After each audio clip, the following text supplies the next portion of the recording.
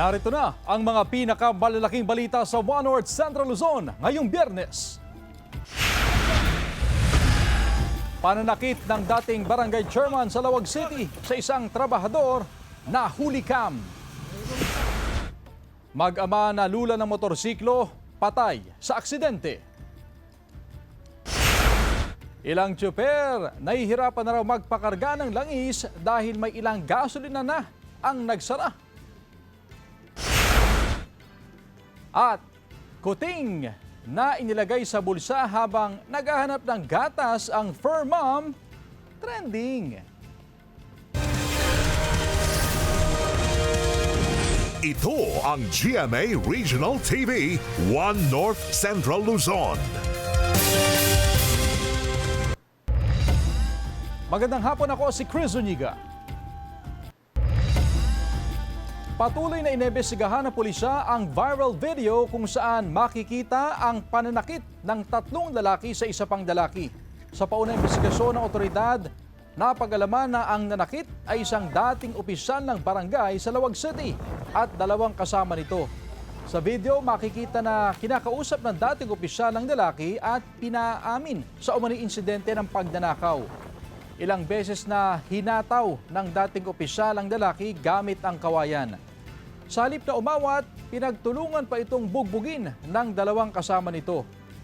Matapos mag-viral ang video sa social media, agad nagpalabas ng statement ang alkalde ng syudad at mariing kinondena ang insidente. Sa inilabas naman na statement ng Ilocos Norte Police Provincial Office, magsasagawa umano sila ng patas na investigasyon. Hinihikayat din ang mga biktima at testigo na magbigay ng salaysay para sa investigasyon. Sinusubukan ng GMA Regional TV One North Central Luzon na kunin ang panig ng dating opisyal ng barangay pero ayon sa nakausap namin, wala raw siya roon. May bilin din daw sa pamilya na hindi pa sila magpapa-interview sa media. Sinisikap din ng GMA Regional TV na makunin ng pahayag ang biktima o ang kaanak ng biktima at iba pang sangkot sa insidente.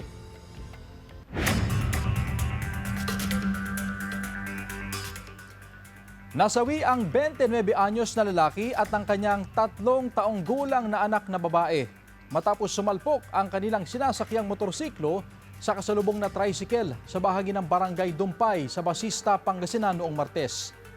Batay sa investigasyon ng PNP, umagaw ng linya ang motorsiklo dahilan upang makasalpukan nito ang kasalubong na tricycle na nasa kabilang linya. Nakainom din umano ang driver ng motorsiklo na mangyari ang insidente. Dinala pa sa ospital ang mag-ama pero hindi na sila umabot ng buhay. Sugatan din ang tricycle driver na kasalukuyang nagpapagaling sa ospital. Hindi na nagbigay ng pahayag ang pulisya hinggil sa insidente habang nagpapatuloy ang investigasyon at pag-uusap ng tricycle driver at pamilya ng nasawing mag-ama. Sinisikap ng GMA Regional TV na makunan ng pahayag ang tricycle driver. Pangako niya po sa anak niya napupunta sila sa perya. Kaya masakit po nangyari po sa kanila. Samantala, ilang ordinaryong manggagawa na nanawagan na rin ng aumento sa sahod. Ang detalye sa report ni CJ Turida. Bilang construction worker, sumasahod si Dante ng 550 pesos kada araw. Pero sa panahon ngayon na nararanasan ang krisis, sasapat pa kaya ang kanyang kita para sa kanyang pamilya? Parang kulang na kasi mataas na yung gasolina, mataas na rin yung mga bilhin na isda, ganun, saka bigas. Medyo nakukulangan din. Yung bata pa, pinapagatas mo. Sana raw, kasabay ng pagsirit ng presyo ng bilihin, ay itaas din ang sahod ng mga manggagawa. Nagka-monitor daw ang DOLE sa sitwasyon. Tinulong ng DOLE ang mga miyembro ng Employers Confederation of the Philippines Pangasinan Chapter upang kumustahin ang mga negosyante sa epekto ng krisis sa kanilang negosyo. Pinag-usapan din na kung magkakaroon ng petisyon para sa aumento sa sahod, may pagkukuhanan ba? Ayon sa DOLE, 3 mahahalagang bagay ang kanilang tinitingnan pagdating sa usapin ng pasahod. Una, yung pangailangan ng manggagawa. Kailangan na ba? Pangalawa is the capacity of the employers to pay. Yung pangatlo is the requirements of the economy. Kung ang Employers Confederation of the Philippines Pangasinan Chapter ang tatanungin kung kaya bang tugunan ang aumento sa sahod sakaling magkaroon ng petisyon, hindi pa raw masasagot ng kanilang Pangulo sa ngayon. Right now, it's really hard to determine. Kami rin po from the employment or management sector, we are seeking the help of our friends from the government. Ang sagot naman ng DOLE, pag-aaralan pa. Kailangan daw munang makuha ang data mula sa DOE kung hanggang kailan magtatagal ang kasalukuyang sitwasyon. Pero kung ang projection ay magtatagal hanggang 6 na buwan ang krisis, kailangan daw magpatupad ng wage adjustment upang matulungan ang mga manggagawa. Magsasagawa rin ng konsultasyon ng DOLE sa mga manggagawa sa mga susunod na araw. CJ Torida, One North, Central Luzon. Nahihirapan daw ang ilang tsuper at motorista na magpakarga ng langis dahil may ilang gasolinahan na ang nagsara. Yan ang balitang tinutukan live ni Jasmine Gabriel Galban. Jasmine? Chris, bukod sa transport sector, apektado na rin ang patuloy na pagtaas sa presyo ng produktong petrolyo ang ilang gasoline operators sa probinsya ng Pangasinan. Bukod sa kalbaryong dinaranas ng mga tsuper sa mataas na presyo ng produktong petrolyo, pahirap din daw sa kanila ngayon ang pagpapakarga ng langis sa mga gasolinahan. Ayon sa One Pangasinan Transport Federation, may ilang gasolinahan sa Pangasinan na karaniwang pinupuntahan ng mga tsuper ang nagsara na. Kaya't kinakailangan pang maghanap ng ibang gasolinahan na medyo mababa ang presyo. Yes, meron kami mga nadadaanan na mga gasoline station. Hindi na ako mag-mention ano. Yes, may mga talagang may mga lubid na yan na parang ano nila, hindi na makakapasok yung mga sasakyan. So sa tingin namin, sarado na yun. Gabi nung Lunes ng nakaraang linggo nang maubos ang supply ng petrolyo sa gasolinahan na ito sa Mangaldan, Pangasinan. Kaya pansamantalang nagtigil operasyon simula pa nung nakaraang Martes. Hindi na raw kasi kinakaya ng may-ari ang mataas na presyo ng produktong petrolyo. Dahil din po sa taas ng presyo kasi po ano po. And pag ano po, pero naghanap naman po sila ng paraan para magkaroon ng stock din po. Ilang araw na kayong sarado sa no? Simula nung ano po, nung nagtaas po. Kanya-kanyang diskarte ang ilang jeepney driver para kahit papaano ay kumita pa rin sa kabila ng mataas na presyo ng produktong petrolyo. Kagaya ni Mang Paulino, dahil sa kanya naman ang pinapasadang jeep, sa hapon na lang daw siya bumabiyahe kung kailan maraming pasahero. Mahirap daw kasi makipagsapalaran na bumiyahe maghapon. Yun talaga ang opportunity nila, nakita ko opportunity para legal ako na makapamasada.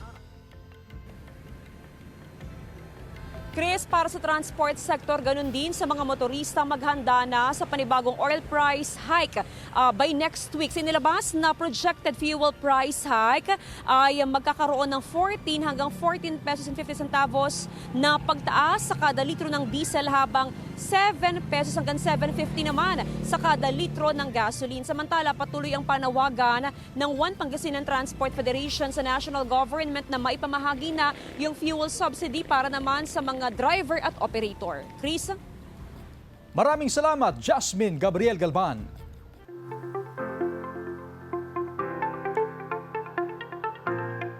Patok na pasyalan ang Mount Barasan sa Carasi, Ilocos Norte ngayong mainit ang panahon. Malamig kasi sa lugar at makakalanghap pa ng preskong hangin. Mabubusog ang mata sa nakamamanghang tanawin sa kabundukan. May view deck din sa itaas para masilayan ang Instagrammable na view ng kalikasan. Bonus pang masisilayan ang ilang agila na lumilipad sa lugar. Sementado ang kalsada kaya pwedeng magsasakyan sa tuktok ng bundok. Pakiusap ng lokal na pamahalaan sa mga bumibisita na huwag magkalat para mapanatili ang kalinisan sa lugar.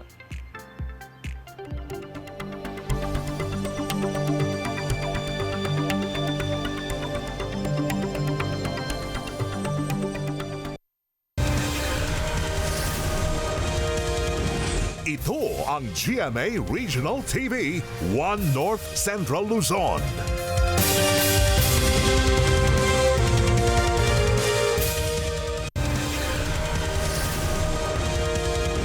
Ito ang GMA Regional TV, One North Central Luzon. Sinalakay ng Department of Migrant Workers ang isang training center sa Pampanga na umano'y iligal na nagre-recruit ng mga aplikanteng gustong magtrabaho sa South Korea. Ayon sa investigasyon, nangangako ang Recruitment Training Center ng oportunidad na makapagtrabaho sa Korea sa ilalim ng Employment Permit System at Student Pathway. Kapalit umano nito ang paniningil ng malalaking halaga mula sa mga aplikante. Hindi rin makalulusot ang mga opisyal nito dahil isasama sila sa derogatory record ng DMW na isang babala na hindi na sila maaaring pagkatiwalaan sa anumang recruitment activities. Paalala ng DMW sa publiko, huwag basta-basta magpapaniwala sa mga training center na nangangako ng trabaho sa abroad kung wala itong kaukulang lisensya. Para masiguro ang kaligtasan, siguraduhing lehitimo ang ahensyang kinakausap. 150 pesos na singil o siningil na graduation fee isinauli sa mga magulang sa Mangaldan National High School. Sundan sa report. Unang linggo pa lang ng Marso nang magpatawag ng PTA meeting sa Mangaldan National High School na pag-usapan kung magkanong babayaran sa nalalapit na graduation rights. 150 pesos ang napagkasunduan na graduation fee o graduation contribution. Noong nakaraang linggo ay may mga magulang ng maaga nakapagbayad ng graduation fee. Pero kahapon, sinimulan ng ibalik o isauli sa mga magulang ang naibayad na graduation fee. Ito'y matapos na sabihin ni PBBM na wala dapat babayaran ang mga magulang para sa graduation ceremonies ng kanilang mga anak. Tayo po ay nakikiisa sa sa panawagan at bukod sa panawagan na yan ay alam naman po natin yung krisis na tinatamasa natin dahil nga sa kaguluhan sa Middle East. Isa sa maaga nagbayad si Mang Ruel. Malaking bagay raw ang implementasyon ng no collection policy. Iriripan po yung binayad namin na 150 lang po naman. Makakatulong na po yun na pangtawid din sa pagkain ng isang araw din po. Kukunin na lang daw sa MOOE ng eskwelahan ang gastusin sa graduation ceremony. Pagkakasyahin na lang daw ang budget. Sa kabila nito, titiyakin daw ng pamunuan ng paaralan na makabuluhan at tatatak sa bawat graduate ang araw ng kanilang pagtatapos. Sisiguro din natin na hindi naman po magiging kaawa-awa. Hanggat maaari din is ima-maximize po natin lahat yung mga resources natin. Kasama si Daryl Peralta, Jasmine Gabriel Galban, One North Central Luzon. Gilon-gilon at dalan na isa sa highlights ng Bangus Festival, hindi matutunghayan ngayong taon. Ang detalye sa report.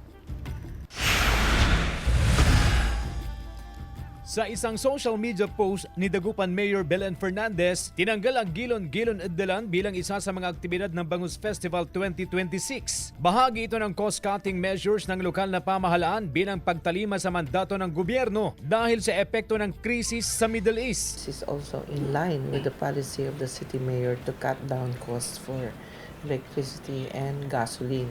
We will make as simple as it is. Defending champion sa Gilon-gilon at dalan ang cluster na kinabibilangan ng Barangay Lukaw. Ikinalulungkot daw ng pamunuan ng barangay ang pagkakatanggal ng Gilon-gilon at dalan sa mga aktibidad ng Bangus Festival ngayong taon. Pero sa kabilang banda, naiintindihan naman daw ang kasalukuyang sitwasyon na bunsod ng nararanasang krisis. Kailangan talaga tayong magtipid. Alam natin na bibiro itong nararanasan natin pagtaas ng crudo. Naintindihan naman natin ang ating executive binawasan yung mga event sa Bangus Festival. Batid din daw ni Fernandez bilang Pangulo ng Liga ng mga Barangay na malaki ang gastos sa aktibidad mula sa ilang linggong pagsasanay ng mga street dancer hanggang sa araw ng kompetisyon. Mag-uumpisa na raw sana ang pagsasanay ng kanilang dancers noong Miyerkules pero hindi na itinuloy matapos mag-abiso ang alkalde gabi noong Martes. Pero kagabi lang isinapubliko sa social media. Bagamat isang Gilon-gilon at dalan sa pinakamasaya at pinakamagandang aktibidad na Bangus Festival, umaasa ang lahat na sa susunod na taon muling ibabalik upang mabigyan ng pagkakataon ang mga kabataan na ipakita ang kanilang galing sa street dancing. Kasama si Henry Duminsil, CJ Torida, One North Central Luzon. 2 prefabricated classrooms ang personal na ininspeksyon kahapon ni Pangulong Bongbong Marcos sa Mariveles National High School, Alasasin Annex. Kasama ng Pangulo si DepEd Secretary Sonny Angara at sinalubong sila ng mga estudyante at kawani ng eskwelahan. Ang 2 prefabricated classrooms ay itinayo lang ng ilang araw at magagamit na ng mga estudyante. Bawat classroom ay kayang maglula ng 35 hanggang 40 na estudyante. Kumpleto ang pasilidad mula sa mga upuan, electric fan at may comfort room din. Ayon sa DepEd, layo nitong matugunan ang kakulangan sa mga classroom sa bansa. Sabi ng Pangulo, maganda ang disenyo ng prefabricated classroom na matibay at hindi basta-basta masisira ng lindol o bagyo. Mapapakinabangan na nila ang mga bagong classroom sa susunod na school year. Eidul-Fitr isasagawa bukas matapos hindi masilayan ang crescent moon kagabi. Ang detalye sa report. Matapos bigong mamataan ng crescent moon kagabi, gaganapin na bukas araw ng Sabado ang pagdiriwang ng Eidul-Fitr. Isinasagawa ang moon sighting upang matukoy ang pagtatapos ng Ramadan. Matapos ang isang buwang pag-aayuno, inaasahang maghahanda ang mga Muslim para sa Eidul-Fitr, na karaniwang ipinagdiriwang sa pamamagitan ng sama-samang panalangin, kawang-gawa at pagtitipon ng pamilya. Samantala, nakahanda na ang goat vendors sa posibleng pagdagsa ng mga mamimili bukas sa selebrasyon ng Eidul-Fitr. Karaniwan umanong umaabot sa 15 lalaking kambing ang naibebenta nila tuwing may ganitong selebrasyon. Sa ngayon mayroon na pong nagpa-reserve. Gaya kanina, may pumunta dito na Muslim, nagpa-reserve siya ng 7 na babalatan. Kasi yung Muslim kasi ang kambing nilang yung priority nilang kambing yung lalaki. Wala namang inaasahang pagtaas sa presyo ng kambing na nasa 450 pesos per kilo at nasa 350 pesos per kilo naman ang ulo at lamang loob. No, it doesn't stop me from buying because we must eat. We have to eat, so we have to buy. Sapat naman ang supply ng kambing na nasa 210 hanggang 230 pesos per kilo ang live weight. Parehas pa rin yung presyo namin bukas. Kasi nagtataas lang kami dito pag December buwan ng December talagang yan ang mataas ang presyo namin kasi habulin namin yung presyo ng mga supplier namin. Kasama si Ronta Nieto, Jewel Fernandez, One North Central Luzon. Hinaaliwan online ang serye ng dance moves ng isang estudyante sa Baguio City tuwing makakauwi.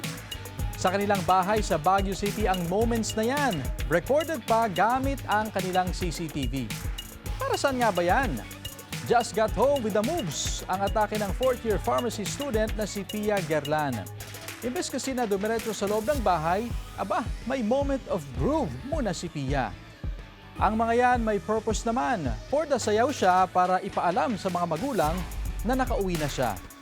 Na-alert kasi ang CCTV kung may ma-detect na movements. Kaya sige hataw si Pia.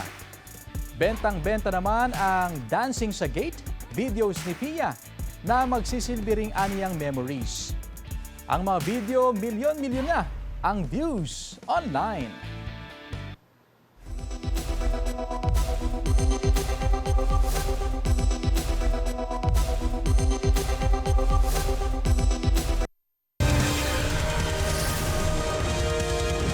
Ito ang GMA Regional TV, One North Central Luzon.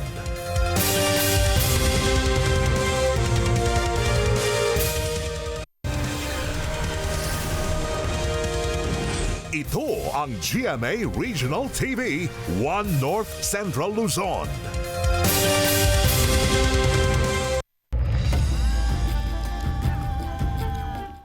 Hulikam ang pag-overtake ng ambulansya sa double solid yellow line sa kalsadang yan sa Arayat, Pampanga. Kumilid para umiwas ang ilang tricycle habang hindi naman nakaiwas ang isa pang motorsiklo kaya nasagi ng ambulansya. Natumba ang mag-amang sakay nito. Bumalik naman ang ambulansyang nakasagi sa motor at isinakay ang mga biktima papunta sa ospital. Ayon sa pulisya, may susunduin sanang pasyenteng bagong panganak ang ambulansya nang mangyari ang aksidente. Sa update ng pulisya, nakalabas na ang ama sa ospital habang nagpapagaling pa ang 11 taong gulang niyang anak.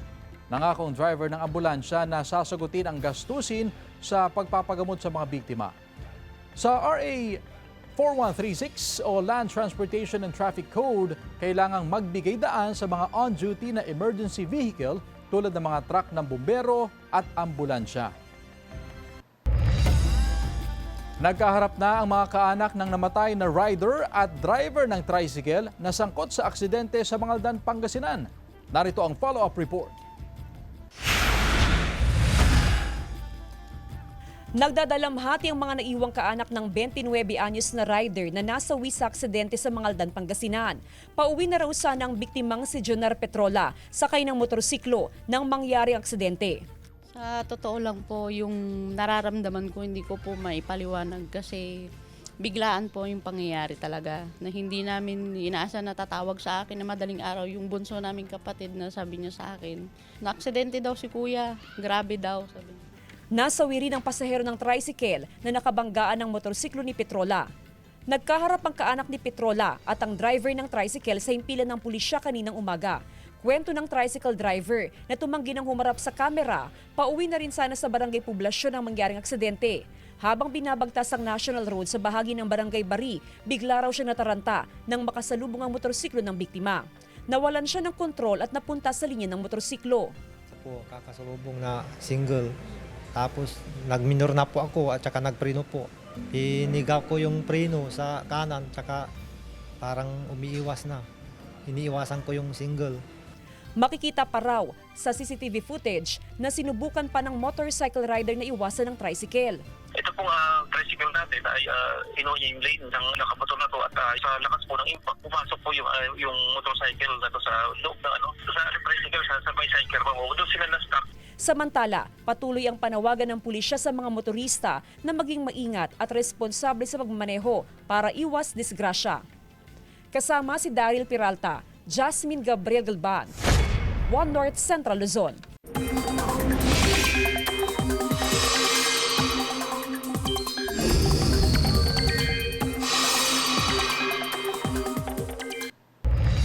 Mga kapuso, umiinit na po ang panahon pero hindi pa opisyal na nag-uumpisa ang tag-init.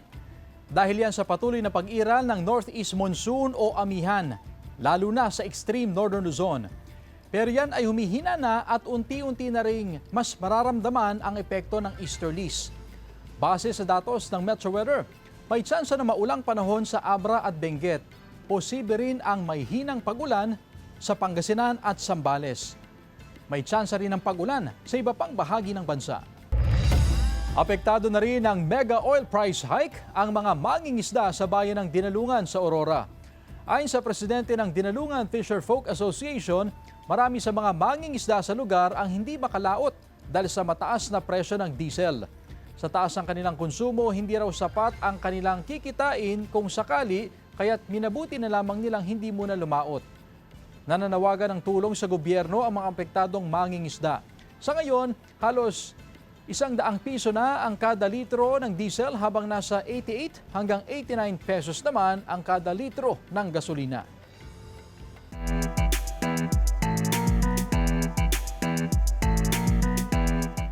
Isang kwento ng inspirasyon at katatagan ng kababaihan ang tampok sa episode ng Magpakailanman Bukas. Timing ngayong Women's Month. Yan ang kwento ni Mommy Len Timbol, aka Mommy Sugpo, na real-life nanay ni Herlene Budol. Si Herlene mismo ang bibida sa episode. Makasama niya rito si Juancho Trevino. Bukas na po yan, 8:15 p.m. sa GMA.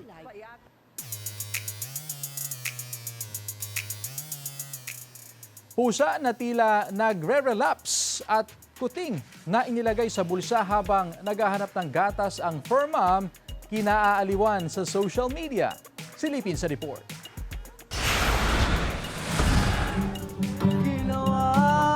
Kinaaaliwan ngayon ang video ni Youth Cooper John Lennon Picarana mula sa Taytay, Rizal, kung saan makikita ang isang pusang tila nagre-relapse habang kumakanta at nagigitara ang isang binata. Tila broken-hearted daw ito, sabi ng ilan sa comment section. Biro ng isang netizen, aanhin pa ang siyam na buhay kung hindi naman pala siya habang buhay. Ayon kay Youth Cooper John, nadaanan lang daw noong gabing iyon na natutulog ang pusa. Agaw atensyon umano ang pagkakahiga nito, kaya nila naisipan ng kanya mga kaibigan na kantahan ito.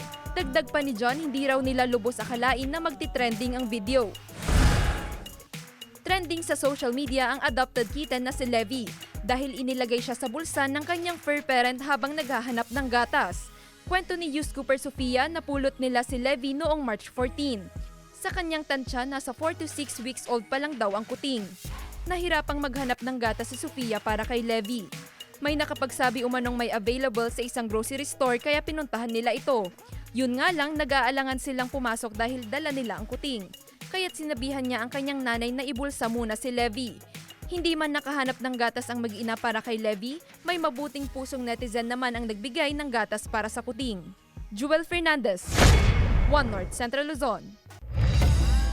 Samantala, mapapanood niyo po ang episode na ito at iba pang pinakahuling lokal na balita sa official website ng GMA Regional TV, www.gmaregionaltv.com. Pwede rin kayo bumisita sa aming official YouTube channel, GMA Regional TV, at i-click ang subscribe button para sa pinaka-maiinit na balita mula sa mga rehiyon. Nais din naming pasalamatan ang mga kapuso sa Hilaga at Gitnang Luzon, maging ang mga kapuso natin abroad. Dahil sa GMA Regional TV, Local News Matters.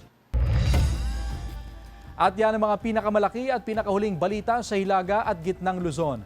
Maraming salamat sa pagsama sa amin, pati na ang mga kapuso sa ibang bansa na tumutok sa mga balita sa rehiyon. Ako po si Chris Zuniga. Kami ang GMA Regional TV, One North Central Luzon. Buong puwersa para sa mas malaking misyon at mas malawak na paglilingkod sa bayan.